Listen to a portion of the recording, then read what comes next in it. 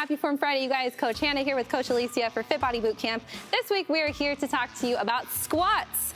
Again, it's a basic movement. You guys have all been doing them. We pretty much do it in life every single day when we're not even thinking about it. You know, we need to drop down to pick something up, anything like that. But there's still a lot of improper form that we see. So a basic squat is gonna look like this. All right, you're dropping your butt down, you're sitting back like there's a chair behind you, and you are picking yourself up to that full extension every single time. So what are we working? We got the core stabilizing us, we got the quads going, hamstrings going, and then the glutes going. And I know this is something that's kind of uncomfortable for people that are just beginning to work out, but that glute squeeze at the end when you stand all the way up, I know it's not pretty if you're looking in the mirror while you're doing it, but it's super, super important at the end of the rep to really get as much out of that squat as you can and to really fire up those glute muscles. All right, so a couple of things we see go wrong.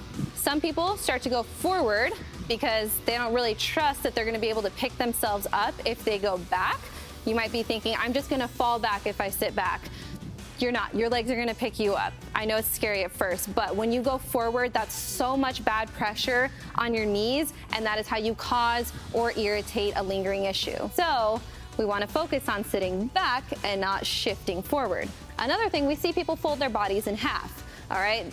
This is not a hinge movement, and it's not meant for your upper body to even be moving that much at all. Naturally, there's gonna be a little bit of a fold when you go down for your squat. You're not gonna, go straight up and down, but you really should not be moving your shoulders down as you drop into that squat. Basically, if you start doing that, you should see how low you can get into your squat before you start folding in half. All right, you might just not have your hip flexors warmed up enough. We might need to work on that, but there are several other issues that can come up. And that's why it's super important to be doing the overhead squat assessment so that you can assess what it is that is overactive and underactive, and you can see what you might need to be working on as far as mobility, foam rolling, anything like that to really strengthen yourself so that you're not tracking over your toes, you're not folding your body in half, all right?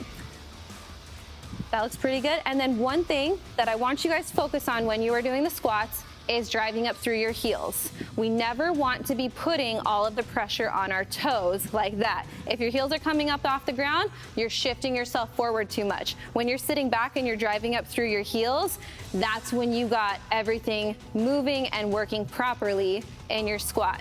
Remember, squats are not about who can get the lowest. That just means that you're a lot more flexible. All right, we don't want you, trying to hit the ground and then bouncing back up. We really want you guys focusing on engaging and controlling those muscles in every single rep. Perfect. Legs feeling good? Yes. Awesome. Hope you guys enjoyed that Form Friday. Have a great weekend.